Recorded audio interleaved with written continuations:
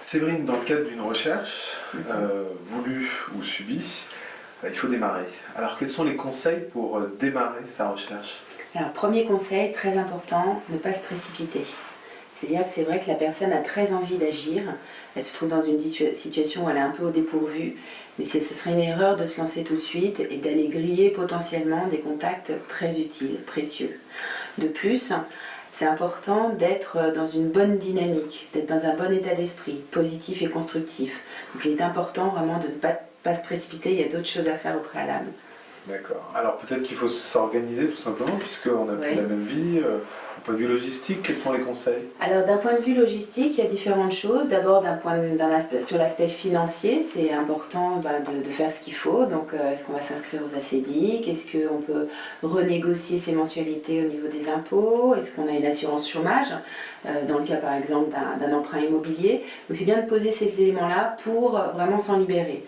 Ensuite, d'un point de vue très pratique, c'est où est-ce que je vais faire ma recherche d'emploi? Est-ce que je travaille de chez moi?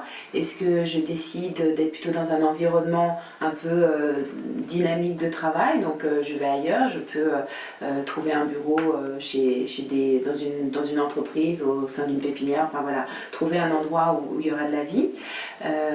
Et puis je m'organise, c'est-à-dire d'un point de vue plus pratique, j'ai un téléphone avec un forfait illimité, donc arrêter d'avoir des factures astronomiques parce que on ne peut pas raccrocher quand on a potentiellement un recruteur au téléphone, donc on prend un abonnement illimité, on s'achète une imprimante, on met un répondeur, on a un ordinateur portable avec les bons outils, les bons logiciels pour pouvoir avoir une communication qui soit adéquate, et puis on s'entoure aussi des bonnes personnes. Ça c'est important, parce que dans une situation comme celle que vous êtes en train de vivre, ça crée un peu de l'anxiogène, enfin c'est anxiogène pour l'environnement, et il y a des personnes qui vont être toxiques, c'est-à-dire qu'elles peuvent vous transmettre leur pression, leur stress, donc ces personnes-là, évitez-les. Vous allez au contraire vous entourer de personnes qui sont fans de vous, qui croient en vous, qui ont confiance en vous, qui vont vous soutenir et qui vont vous encourager. Donc ça c'est très important.